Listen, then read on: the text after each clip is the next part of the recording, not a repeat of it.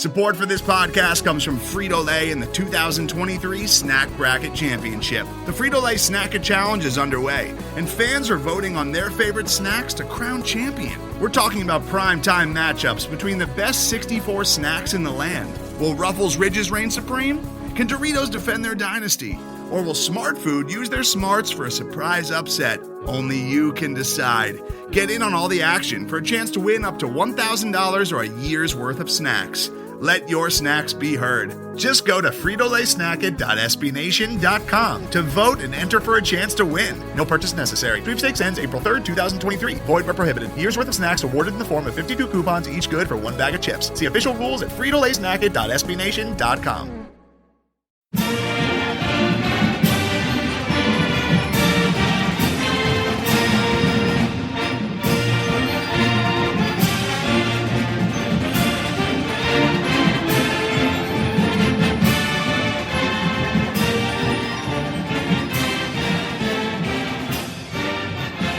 Hello, Duke fans, and welcome to episode 250 of the Duke Basketball Report podcast. It's Friday the 13th of November, which is not as spooky as if it was Friday the 13th of October, but it's still Friday the 13th. Nothing particularly spooky around here unless you guys tell me there is otherwise. I am your host for this episode. I am Sam Klein. I am coming to you as I usually do these days, at least from Boston. I am joined, as always, by my partners in crime. Way down in Atlanta is Jason Evans. Jason, good evening. Hey there. So I had a really interesting day. It is Friday the 13th of November, but it is gorgeous weather here. I went out for a walk. We're recording this a little later than we planned because I asked you guys to delay things so I could take a nice walk with my wife and my dog. I can't believe that it's November and I'm taking a walk like this outside, but it's beautiful. Great weather. And Donald Wine is in Washington, D.C. What's up, Donald? Did you go for a walk today? I actually did. I went for a walk this morning. I had to go down and get a COVID test. Not that anything's bad. I do it routinely because I'm safe like that. And then afterwards, I decided to take a long walk down to the Lincoln Memorial, walked all the way down along the Potomac and past the Kennedy Center and all that. So it was a very scenic walk for me today. I usually try to take a long walk every couple of days just to get the heart pumping. But it was nice today. I agree with Jason. I normally go for a walk. I have not left the apartment yet today. It's like 5 o'clock on Friday, and normally I go for a walk in the morning, but I failed to do so today, and here we are. I feel like a vegetable or something, so maybe I have to. It's already dark out here, so I don't know if I'm going to get out at all today, which is very depressing. I don't blame you because when it comes to me, I have to schedule my walks. I have to, the last 3 days have been just wall-to-wall things for me, so I literally had to schedule where I told people, do not talk to me for the next hour. I'm taking a walk. So I have to schedule these little breaks for me to kind of relax. Well, speaking of schedules, Donald, that right there is a segue. We have a couple things to talk about on this show, the most important of which is that Duke announced their full schedule this week. So we had the non-conference schedule before. Now we have the ACC schedule, which is out, so we will get to that in a second. We'll also get to play a little bit of audio of Nate James, assistant coach Nate James, and one of Duke's presumably star players this year, Wendell Moore, who were both available to the media this week. Jason Evans was on hand for that virtually to chat with them. We got some very interesting information from those guys, so we'll do some of that. But before we get to the player and the coach audio, we have to talk about the schedule because that is the big news. Normally, the schedule comes out way back in August, maybe in September. I think it's been in recent years. This year, it didn't come out until November because that's just how things work in 2020. But the ACC schedule is out. Duke is playing a full schedule as it looks basically like a schedule normally would. It starts in December, which is now what happens because there are so many games they have to get in. So they'll play one game against Notre Dame in mid-December that comes basically right on the heels of the non-conference schedule. Then Duke goes on to their traditional Christmas break, and when they come back from Christmas, instead of playing the Patsies they normally get, they've got Pittsburgh and then a game at Florida State. That'll probably be the first real highlight game of the season. Florida State is always pretty good, so that is not Duke's first road game. Notre Dame is Duke's first road game, but Florida State is that first really tough road game. We have no idea in the world of coronavirus how hard road games are going to be relative to how hard home games are going to be, what the effects are going to be on players and travel and all that kind of stuff. The whole schedule is upended as it is. Going along through the rest of the schedule, it looks a lot like an ACC schedule would look. Duke gets their sort of quote unquote bye week is relatively early in the schedule. It comes in January where they don't have a weekend game. They get a Wednesday game against Virginia Tech and then a whole week off before a game at Pittsburgh. The first UNC game is on a Saturday this year, which has become kind of the norm in recent years. That used to be on a Wednesday, then it was on a Thursday, now it's on a Saturday. So they get UNC that first Saturday in February, and then they'll get them again at the end of the season to wrap up at Carolina on March 6th. That is kind of the schedule in a nutshell. We've talked about the non-conference schedule. I want to talk a little bit about how this schedule is made and what it kind of says about the ACC. I'll go to Jason Evans first. Jason, give me your overall impressions of the way this schedule looks for Duke. And keep in mind, we'll do another deep dive on the specifics of particular ACC teams and who we think is going to be really good. Let's kind of look at it more as a whole. Give me the big picture take on this ACC construction of the schedule. I'll start with the Duke schedule specifically. I think it's exceptionally easy. Look, we're always going to play North Carolina twice, and North Carolina is almost always, not last year, but almost always one of the top teams in the conference. So you're going to have 2 games against one of the top teams in the conference. Just the way things worked out this year, we also have 2 against Louisville, but the other really good teams in the conference, Virginia, we only have them once. Florida State, we only have them once. I think for the most part, this schedule is about as easy as you could design for Duke. And the other nice thing that I noticed about it is I sort of grouped the games by, the most difficult to the easier games. I believe that 5 of Duke's 7 most difficult games are the final 5 games of the season. We have tough games earlier in the year at Florida State and at Louisville. And look, I'm not saying there aren't going to be other difficult games in there. There absolutely will be. This is the ACC. Our game against North Carolina is always going to be difficult. But our final 5 games, to me, are the real tests. Virginia, Syracuse is not as good. Louisville, Georgia Tech, who I think is better than some people realize, and North Carolina. Those 5 games at the end of the schedule, that's the toughest run we have. There's no question about that. But the thing about that is, it comes at the end of the schedule when our young guys will be older. They will be more experienced. They will be, used to the ACC wars at that point. If you put a stretch like that in early January, Duke's going to probably lose 3 of those games. I'll say it right now. But put it at the end of the season, I like our chances a lot more. So from the standpoint of Duke itself, I think the schedule shapes up pretty nicely for us. We can't figure out what it means to be home versus away in this crazy environment. That's the unknown here. And we can get into other stuff about the structure of the schedule, and I do want to get into that, Sam. But first, Donald, what do you guys think about that? The fact that I don't know how we figure out whether an away game is really that much tougher than a home game with no fans in the stands. The big change from normal years is that this year there won't be fans.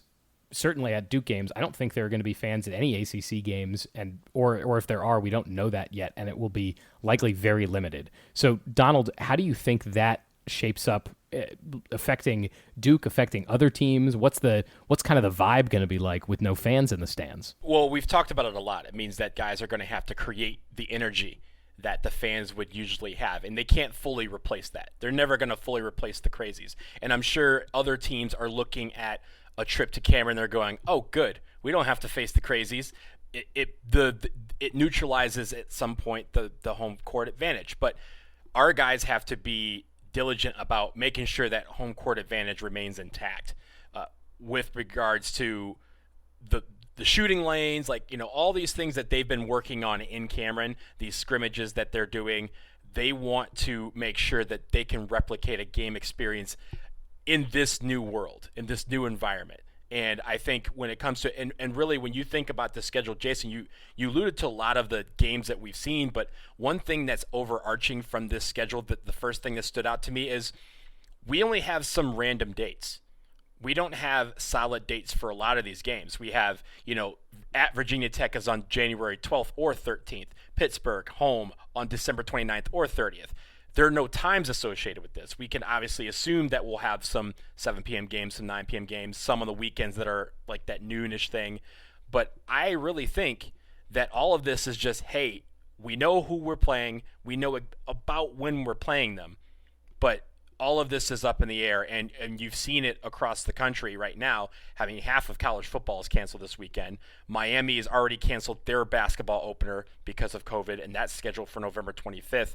And you have some teams that have even stopped playing or stopped practicing for 2 weeks because of the number of cases on their team. So the good thing about us is we haven't had to worry about that yet. We've done a really good job as a team. Now we have to figure out how to replicate the Cameron experience and make it so that when teams come in to play us, even though there's no fans in the stands, they are still terrified that they have to step on the court with the Blue Devils. And I think that's what they've been working on a lot in practice. I think we saw a little bit of that, and we've heard a little bit about the competition. You'll talk when we hear from Nate James later on, we'll hear about that competition, that the separation stuff. How are they going to manufacture that intensity, that energy? That is the question that we're going to see, and it's going to be difficult for them to do. I honestly, that is going to be the biggest task they have all season. It's not going to be playing basketball. The schedule flexibility that was built in here is the thing that I have the biggest question about, which is, okay, so they have maybe 1 or 2 days on either end of a game when they could move stuff around. But to me, it looks like there isn't a lot of room to dramatically overhaul in the middle of the season if 1 or 2 or 3 ACC teams all of a sudden have COVID, because you now have to kind of backtrack on, all right, well, if a player tests positive on a Wednesday, now you got to look maybe at the last week plus of games that they played and who else they played, contact tracing all of those people. That part seems like it's going to be challenging, right? Yeah, and also I don't know if it's going to be like what happened to us in football. Remember, Virginia Tech and Virginia, their game was postponed at the beginning of the season because of COVID, and then they moved our game against Virginia, which would have been this weekend. They moved it to September 26th, so we had to play them a full 2 months early. So I don't think they'll be able to do that with basketball, especially with so many teams and so many games. It might be easier to push stuff back, but I don't know if they'll be able to just like say, oh, by the way, you're playing at Georgia Tech. That game, instead of being on March 1st, is going to be in January. I don't think they're going to be able to do that. So I actually disagree. I actually think that the schedule was built with COVID in mind. I mean, clearly. And I think the reason you see all these Tuesday, Wednesdays, where they haven't figured out who's playing what day, is that they're going to be, and by the way, if you look at the schedule, I don't think there's a single Thursday date on this entire schedule. Like that basically the ACC is saying, hey, we're not playing on Monday, for the most part, we're not playing on Mondays. There are a few Mondays here and there. We're not playing on Mondays. We're not playing on Thursdays and Fridays. And the reason for that is that a lot of these games, if there's a team that runs into a problem because of COVID and has to cancel a game or two, they're going to say, okay, let's move a game that was going to be on a Wednesday, move it to a Tuesday, and we'll add a game on Thursday or add a game on Friday. I think they're going to try and do that kind of thing a pretty fair amount as they try to keep this schedule intact. I could be dead wrong, but that's what I think is going to happen. You mentioned it, right? Like I think you're right with regards to like they have flexibility on either side of a window, let's say, but they're giving up one of the biggest time slots in college basketball, which is that Monday evening time slot that they stole from the Big East when they kind of disintegrated a few years ago, and we took some of their teams. We took that spot, and the fact that we don't have a lot of those games, and I say that saying I have not. We've got several.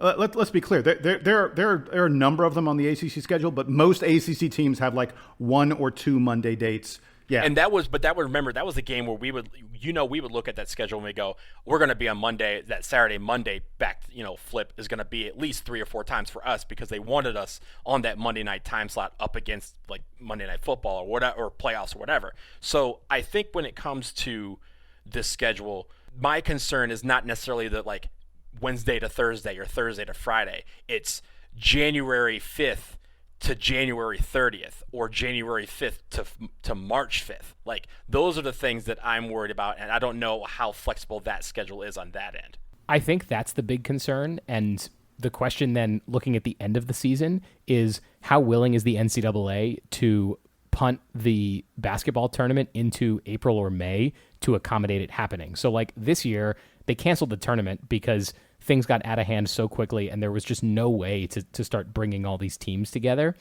I think a year into it, by the time March comes around 2021, even if the pandemic is still going on, which as far as we can tell it will be, I think the NCAA is going to have a lot more options on the table. They're going to cancel more sports because they're just not going to be able to make money running them. The reason we all know, the reason that basketball is still on the table for effectively full schedules, they're slightly cut down, but they're basically full schedules, is that they need this revenue to keep the doors open and the lights on at a lot of these institutions.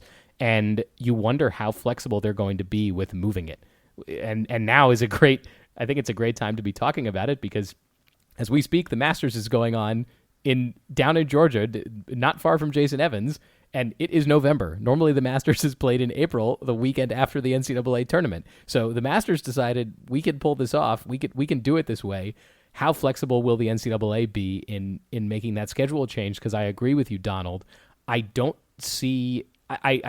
share Jason's optimism about there being a ton of flexibility in here for them to move things around, because a game gets canceled, all of a sudden you got to shut down that program, you got to shut down other programs, and how willing is the ACC and the NCAA to say, all right, well, you missed 3 weeks worth of games, that might be up to 6 games. How well is that going? How is that going to translate into tournament seeding and stuff like that?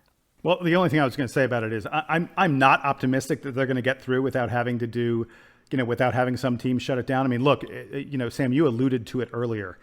UConn, Seton Hall, Minnesota, New Mexico, and several other teams are currently not practicing because there's so much COVID on their campus. Those are serious teams. UConn, Seton Hall, Minnesota, those are big time programs in basketball, and they are currently not playing. And I think Dan Hurley, the UConn head coach, said that he thinks their opening game or two is in danger at this point, that they won't have enough guys to play their opening games. So yeah, I think it's going to happen. I don't want to imply that it's not going to happen. I was just explaining why the ACC put their schedule together the way they did and how I think they hope to deal with this. I'm not sure they're going to be successful with it. And to wrap this up, I think you mentioned that there's also the fact that the Ivy League announced, I think it was yesterday or the day before, that they're not even playing winter sports at all. So there's no basketball in the Ivy League. For the NCAA tournament, that means there's one additional spot that's going to be open for an at-large team. But really, when it comes to it, there's some leagues who are only playing conference. They're only playing on weekends, and they're doing the thing where they're playing like the Ivy Leagues do, where they play the same team on 2 consecutive days so they can get as many games as possible. But if they have a cancellation, yeah, they can play during the middle of the week, but they've set up the schedule where they're playing every single weekend from January, the first weekend in January to the first weekend in March, and they won't have wiggle room. So I wonder if the NCAA and the ACC are ready to have that possibility that they need to push stuff back in order to get a complete season in. And by complete, I mean, for some of these leagues, to get the minimum 13 games that they need to play to be eligible for the tournament. Yeah, so I've got one last really, really quick thing, and this involves the Duke schedule. I just want to point out probably the 2 games on the schedule that you look at and you go, those are the 2 worst COVID situations. These are the 2 games where COVID seems the worst at these schools, are the first 2 of the first 3 games, at Notre Dame and at Florida State. I'm sure you guys will agree that those are 2 places that seem kind of scary from a COVID standpoint right now. I want to point out Duke got a huge break. The Notre Dame game and the Florida State game, students will not be on campus. I was listening to ACC Operation Basketball. Mike Bray was talking. He said he was really looking forward to all the students leaving campus in about a week or 2 for Thanksgiving break. They're not coming back until the new year, and he and his team were going to be the only ones essentially on campus. And so he was saying that, things were going to be super safe because they're all being very, very careful. So that game on December 16th at Notre Dame, Duke and the Notre Dame basketball team will be the only folks on the Notre Dame campus, and I suspect the game on January 2nd at Florida State will be a very similar kind of situation. So our 2 scariest COVID games may not be that scary after all. Mike Bray saw his students rush the field against after that win against Clemson like we did too. So I know he was like, yeah, get those people off campus immediately. And the thing about them is they have to have exit tests to get out. Otherwise, they can't even leave the school. So there's going to be, they have some issues when it comes to that. They have to go through that. And I'm sure Mike Bray is like, get them out of here as fast as possible so we can have this campus to ourselves. Between students leaving campuses and the holidays of Thanksgiving and then Christmas coming up, you are going to hear a ton about cases spiking in all kinds of places because people are going to be moving around a lot. I personally, my official stance, and you guys can be with me here, move around less during this holiday season if you can avoid it, because things are going to get worse probably before they get better. Speaking of things getting better, we are going to take a break, and then after that, we are going to hear a little bit from Nate James about what we are looking forward to this season, and I think he's got some pretty optimistic and pretty surprising takes on some of the guys on this team. Stick around.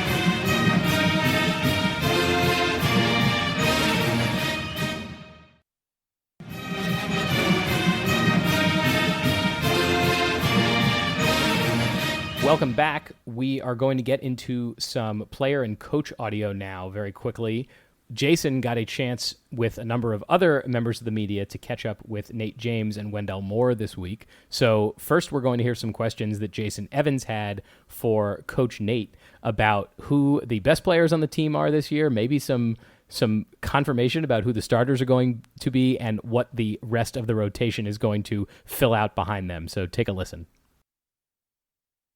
So we heard from Coach K a couple of weeks ago that one of the things he was looking for from the team is some separation. Mm-hmm. You've got 11 guys who we've heard great things about on these Zoom meetings. Do you have a sense of where that separation is starting to happen, and who are the guys who look like starters, and who are the guys who look like they're probably going to be the main rotation guys? Yeah, well, it is tough because it was pretty even, for a great portion of the preseason. What we didn't know, and you started to toy around with different ideas of how to play, 10, 11 guys, pressing and playing more of an up-tempo style, which we always wanted to do, but all of Duke basketball, and our rotations and how many guys coach actually would like to play, because you do want separation. You want to find out who are the best players, and any good coach, you want to play your best players, and have them on the floor, but you don't want to lose anyone, because we do have some depth. We do have some quality young guys. So if we would start a group today, I think the ones who've shown that they're a step above right now at this point are returning guys. Wendell, Matt Hurt is playing extremely well before he tweaked his knee in the last scrimmage, and Goldwire, with his physical makeup, his defensive ability, his shot has gotten better. So, he's shown that, he's one of the guys. And then Jeremy Roach, I mean, he's the dynamic guard that we've always had, that really makes our team go. He's big time in the ball screen, can really shoot the three, can get after you on the ball. He's just young and will have to learn, to run a team, but the talent is there. And then the fifth guy, I would throw Jalen Johnson in there right now at this point, because of his overall talent. He has tremendous upside.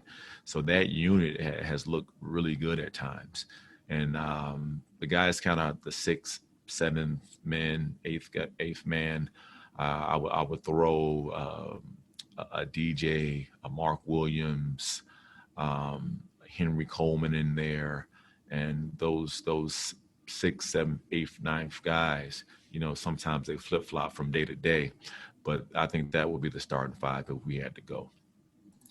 So really quick follow. I noticed you didn't mention Joey Baker, and I was wondering about the shooting on the team. Can you talk about Joey for a second, and where's the team stand in terms of, outside shooting ability versus some recent Duke teams? We haven't been as good an outside shooting team the past couple of years as maybe in the past. Right. And I apologize for leaving Joey out, because he's actually been playing really well, because he is one of our best shooters.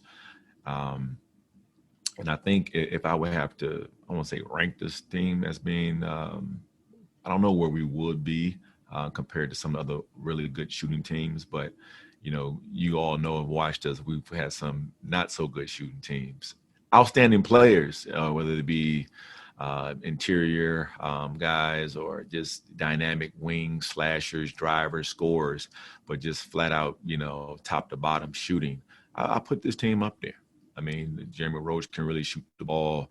Matthew Wendell, Goldwire has improved in that area. DJ can flat out shoot the ball. Joey's shooting it really well. Jamin, in practice, these guys are shooting 40% from the three, with all the accumulated threes from I think this is our 20-something practice. So we have a really good shooting team. Now we just have to, get the balance, because normally when you have one thing, you get at, sometimes you fall off in a little bit of other areas. So we're just trying to figure some things out, but we believe we can get after you. That's when the depth comes in. We will try to use as many guys as possible. And just like when I told them when I played, I said, look, I played on some teams, in 98, 99, you better be ready when your number's called. Or that could be a quick stint out there on the floor and you're back on the bench. And I think that keeps you hungry, keeps you sharp. All right, guys, coming out of that, I think that the most surprising thing to me is that Jordan Goldwire has established himself as a starter, at least here early in the season. I don't know that it's fully surprising, because we know how much the coaching staff loves him, and Nate James is clearly a fan. But what do you think about Nate's laying out of the rotation with Goldwire, Moore, Hurt, Johnson, and Roach as the starters, and then a couple of the guys who are coming in behind them? Donald, I'll come to you first. I'm not surprised at all that Jordan Goldwire is part of this, what we assume to be the starting five of himself, Jeremy Roach, Wendell Moore, Jalen Johnson, and Matthew Hurt. I think when it comes to it, you want leadership out there, and Jordan provides that. You want defense, he provides that. You want someone who knows the offense, who's kind of, and coach always likes that guy who's an extension of himself on the floor, and I think that Jordan Goldwire is going to be that guy, at least initially, as the freshmen kind of come along. And then also when it comes to, we've talked a lot about Matthew Hurt, about how he's been probably the best player in practice so far during the preseason. Wendell Moore has shaped himself up very well. Jeremy Roach has kind of, it sounds like, has separated himself over the last couple of weeks. And then Jalen Johnson, who we haven't heard a lot about, but in that last scrimmage that we got highlight tapes from, we saw what he can do when he decides he wants to take over. So I'm pretty certain that we've kind of narrowed in on those five guys at some point during the preseason. So it's not shocking that those are the five that they're going with. I do think when it comes to the bench, right now, I think that's where there isn't separation. I know he mentioned DJ Stewart, Mark Williams, Henry Coleman, and then later on talked about Joey Baker. But I think there's still some point for guys to work themselves up into that mix, even for a guy like Mark Williams or Henry Coleman, who all the coaches have been really talking about and really raving on over the preseason, for them to get a lot of minutes, especially if we need presence in the post. I think when it comes to Mark Williams and Henry Coleman, they'll be able to do that along with Matthew Hurt, along with Jalen Johnson, and really just be that supplement out there, so we always have a big lineup at any point if we want to. Obviously, college basketball, like pro basketball, has changed. And when we tried to put lineups together in our head, a lot of us say, oh, we need that center, we need that big man. Oh, it's Mark Williams, it's Patrick Tapey, it's maybe even Henry Coleman. And the reality is, and you can tell from what Nate had to say, the reality is the current state of basketball, you don't need to have that post presence as a guy who's part of your starting lineup. Those guys are going to get time, they're going to play. But I think what you heard from Nate, these are the five best players in the team. And so those are the five starters. And that's the way Coach K has always operated. And that's the way that makes the most sense. To me, the most surprising part of it is Nate talking about Jeremy Roach's three-point shooting. Coming out of high school, the book on Jeremy Roach was really strong upper body, gets to the rim very, very well, good distributor, good handle, really creative scorer, but not a great outside shooter. We now have Nate telling us repeatedly that he is a really good three-point shooter. And we talked a little bit about this in the scrimmage. They talked about the fact that he hit several threes in that scrimmage, and he didn't miss many shots in that scrimmage. So if he hit threes and he didn't miss a lot of shots, that means he didn't miss a lot of threes. So if Jeremy Roach is suddenly a good three-point shooter, that elevates Duke tremendously because that means that Jeremy Roach is going to be knocking on the door of one of the better point guards in all of college basketball. And the last thing I'll say about it is I'm thrilled that Nate pointed out Duke has not been that good at shooting the three the past, couple seasons. He said this is a really good shooting team. And I think this has a chance to be perhaps Duke's best three-point shooting team since 2015. And we know what happened that year. Just think about it. Like in the past, we've had some really good teams and we've probably shot 37, 38%, maybe even 35% from three.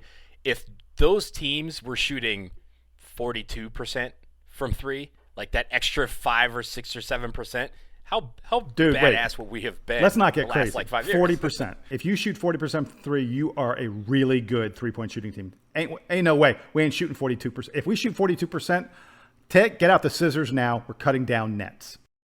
Well, start investing in scissors. I don't know the company that makes scissors now, but if we're shooting 42%, we might be cutting down the nets. I don't care where they put this national championship. If we're looking at that starting lineup and thinking about Jeremy Roach as a three-point shooter, that changes a lot of the dynamic there, because I think you look at the starting lineup, at least as we think it is today, and there isn't a ton of shooting on it. Matthew Hurt is comfortable taking the ball outside, but he's more of an inside shooter, even though he likes to take threes. Wendell Moore is not much of an outside shooter. Jordan Goldwire will take the outside shot if it's open, but he's certainly not hunting a shot, especially on this team.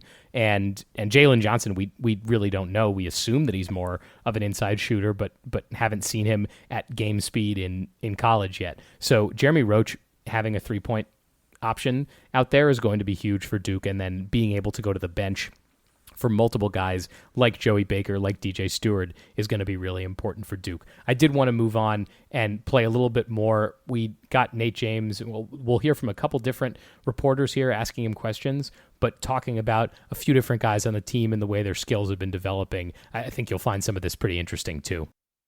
I wanted to ask you about the development of Mark Williams and also Pat Tape. Obviously, they're on different ends of the spectrum with where they are in their careers, but how are both of them adjusting so far? And, how is Pat, adjusting with his experience? Is that showing up for such a young team otherwise? It is, but I tell you, it's slightly a little bit different than you may think, because, Patrick didn't play last year. Yeah. So he set out, and also Mark, who went to IMG, but, he had some tendonitis issues. So he missed a great deal of the season. So you have two big guys who are new, who are learning and developing, unlike a typical transfer or grad transfer, player in Patrick. And with Mark, he's just this 7-footer who's still trying to figure out, how to use all his tools.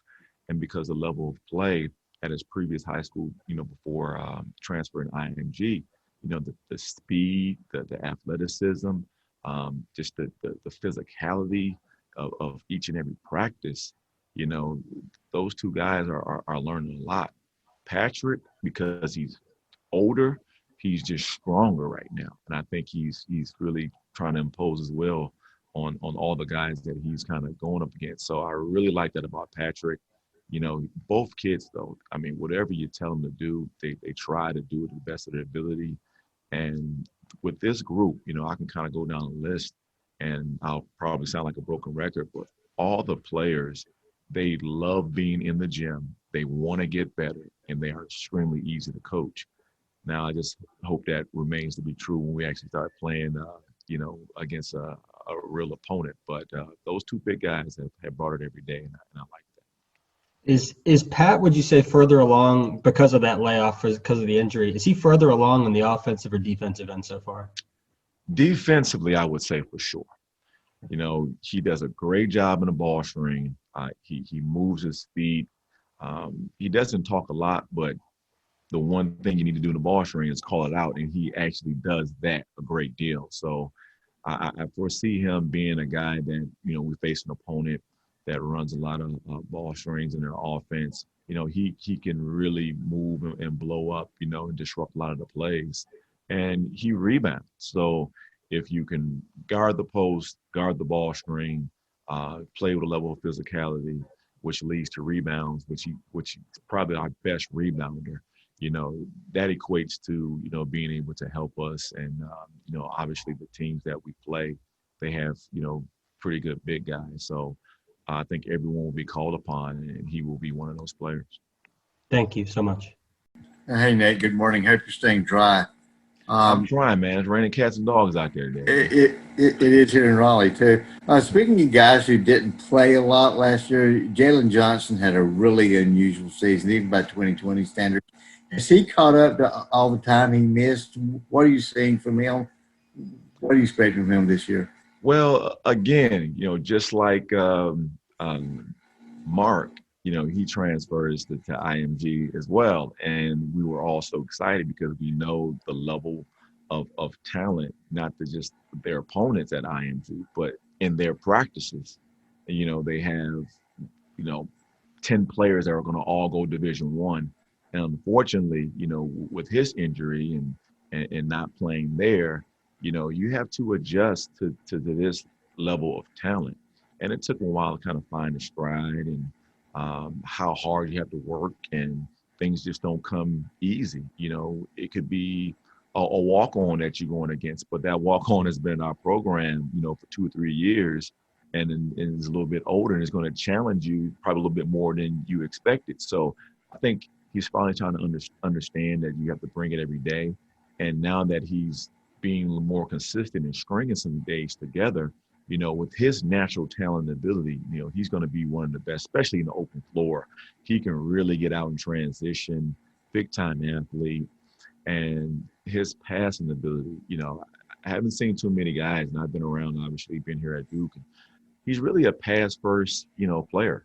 And I think we're trying to get him to understand, like, look, when teams play off you, have confidence to shoot your jump shot. And, if you have that mismatch, whether it be a 4 guard you or 5, use your ball handling, playmaking ability, and he's starting to do that. Let me ask you a quick follow-up, if I may. When you played, you were known as a badass. Does this team have a badass? I think we do. I think Henry. I got my eye on him. I have my Nate's dog pound bone. So if he does a good job, I'll pass that along to him to keep tradition alive. But I think we have a few guys. I think Jamin Brakefield.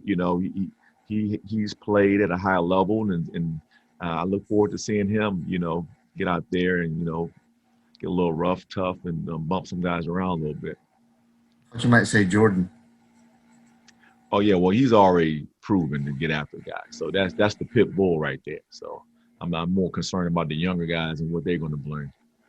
So guys, we heard a lot there. I kind of want to start on this and say that the most interesting thing here is the discussion about the centers and Mark Williams and Patrick Tape. They're very different types of players. I think we know that neither of them is going to be the kind of lights out center that we have actually seen a couple times in recent Duke history, but both bring kind of interesting skill sets to the table. We know that Tape is experienced. He didn't get to play last year, but we know that he's a very experienced big man. He's filled out. He's a 22, 23-year-old guy. He's not an 18-year-old like some of these people who he's going to be playing against. And we know that Mark Williams is also very dynamic, still probably growing into his body and kind of figuring out all the things that he can do, but he has a ton of natural ability. And that's the position where I think things could go in a lot of different ways for Duke this year, depending on how each of them or both of them develop. Jason, what did you take away from those comments from Nate James? I can't help. Every time we talk to one of the coaches or one of the players, you hear amazing things about Henry Coleman. I can't help but talk about Henry Coleman. And I wish the folks out there could see me right now. I've got a smile on my face. Just thinking about Henry Coleman gives me a smile. And I don't know that we've had a guy like this where clearly the lowest rated guy in the class, in the recruiting class, in terms of expectations, most people would have, there was plenty of talk that he was going to redshirt or something like that this season. For him to be impressing people the way he is, for earlier we heard Nate talking about that he's one of the guys in that top 8 rotation. You heard Steve Wiseman ask the question about Henry Coleman, and Nate talked about his energy, called him an Energizer bunny, that he's the kind of guy that coaches look forward to coaching. He's always competing. Henry Coleman. I mean, like, guys can't get enough of him. And it's clear that the energy he brings is important for the rest of the team. And we talked earlier on this podcast, no fans in the stands. How does the team generate energy on their own without the fans to lift them? I think it's clear that the answer to that is Henry Coleman. And that's why I think, even though he's not the most talented guy in the team, he's not the most physically gifted guy in the team, Nate Coleman is going to play for this team because he is going to bring a special kind of energy and enthusiasm that inspires his teammates. And this year, more than any other year, that will be essential to Duke's success. Yeah, and I think when it comes to the three centers, Coleman, Williams, and Tapé all bring different things to the table. I think initially I wouldn't be surprised, and this is why when I said in the last bit of audio that we had from Nate James, that I mentioned that those guys are kind of in a group that, there's still some separation to be made. I will not be surprised if initially you see one night where Tapé gets more minutes than Williams. The next night, Williams gets more minutes than Coleman. Coleman gets more minutes than Tapé. These guys, when we face different teams, we face different lineups, they're going to require different things. And I think when that happens, you'll see all of them play initially, but there's going to be a point where they're going to say, hey, we need a more traditional center. We need a guy who can who knows passing lanes and stuff like that. Tapé, that's your time. We need some energy. Coleman, get out there. Mark Williams, we need some guy to just yam it on somebody. Just go do it. So that competition is going to be great all season, because I think when it comes to the ACC, every night we're going to face something different. And when we see that, we're going to see it is going to be great, because especially for these teams that we play twice, like Louisville, for example, one night we might throw up them Patrick Tapé, and then the next time they're like, oh, they put Tapé on us all the time. We know how to get around him. Bam, they hit him with Mark Williams or Henry Coleman, and teams can't function. Yeah, let me tell you, we're going to need big men against UNC. You don't want to focus on any one opponent too much. Carolina is nothing but – Carolina, I think, has 4 guys over 6'10", 6'9", 6'10", or more who are all going to play in the NBA someday. We are going to need – now, they can't all play at the same time, but we're going to need Patrick Tapé and Mark Williams in a big way in those games. Patrick Tapé especially, I think. Nate's comments about Tapé being such a good pick-and-roll defender, being probably the best rebounder on the team. God, I don't know how we find time for all these guys, but clearly that guy's going to have a role. Yeah, rotations are going to be very interesting this year, as we have said for months and months now, and all of this preseason rhetoric is just reinforcing all of that. You guys talked a fair bit about Henry Coleman, and we're going to wrap today with some very fun audio that Jason got of Wendell Moore in another media availability this week, talking about Henry Coleman. Here's Jason Evans. So let's turn to the newcomers really quick. Who's impressed you the most? Who's the guy that, is sort of doing jaw-dropping stuff in practice so far? I'll probably say the guys I impress me most are I'll probably say the biggest one for me is Henry, because I've never seen Henry play. The other 5 I've gotten a chance to see, like on the EYBL circuit. Jeremy I played a USA basketball with, so I was kind of familiar with him. Jalen, same thing. But I didn't know Henry was as strong and as powerful as he is. I mean, you can kind of almost compare him to Zion. Obviously, he's not Zion, but he's almost just as powerful, and he's right there with it. Jason, to not pump it up too much, how excited are you for comparisons between Henry Coleman and Zion Williamson? This was a Zoom meeting with all the reporters. There are about 25 or so reporters, beat reporters, the folks who follow the team on a day-to-day basis. And when Wendell Moore spoke those words, oh yeah, he reminds me of Zion Williamson, you should have seen everyone's faces. People were like flipping out. I was probably flipping out more than anyone else. I was like, oh my God, I can't believe that he just said that. It's such a great piece of sound. Let's be clear. There is no way that Henry Coleman is another Zion Williamson. But just, I think he was just talking about his strength. And Zion is like physically imposing. That tells you how strong Henry Coleman is. But just thinking about that is just a ton of fun. And it's yet another sign that his teammates respect Henry Coleman's game, and that they know this is a guy who's bringing it. He's bringing the energy. He's bringing physicality. Is there any better comparison you can have than this guy plays like Zion Williamson? I mean, wow. I like that. I just like I don't know what it means, but I like it. It doesn't mean that we're gonna see that Sam and I are going to be hugging each other after another 360 during a game that's in doubt. But no hugging this year, Donald. No hugging in sports right now, or in life.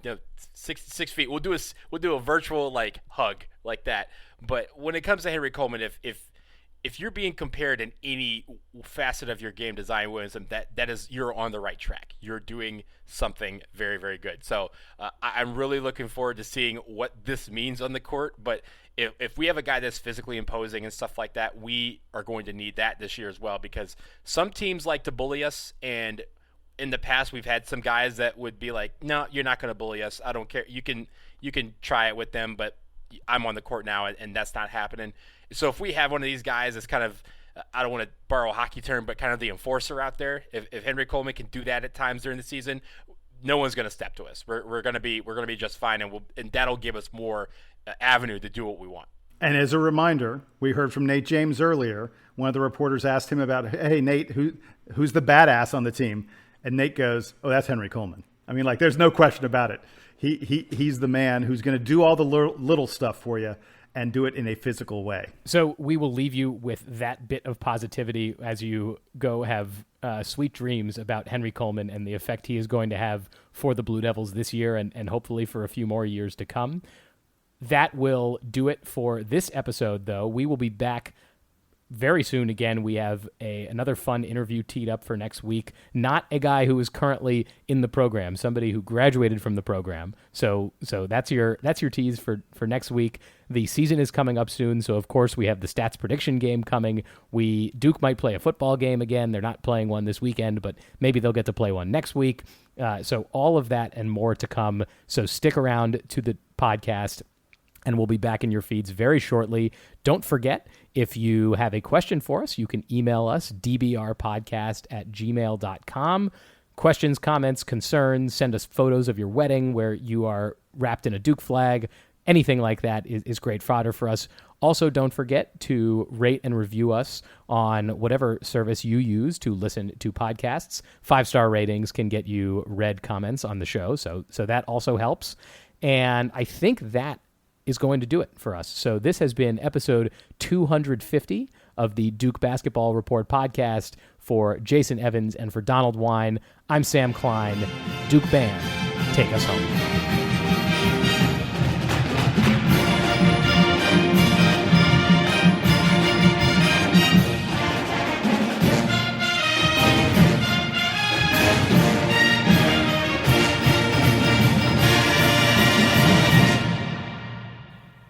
$250. Y'all hyped? All right, here we go.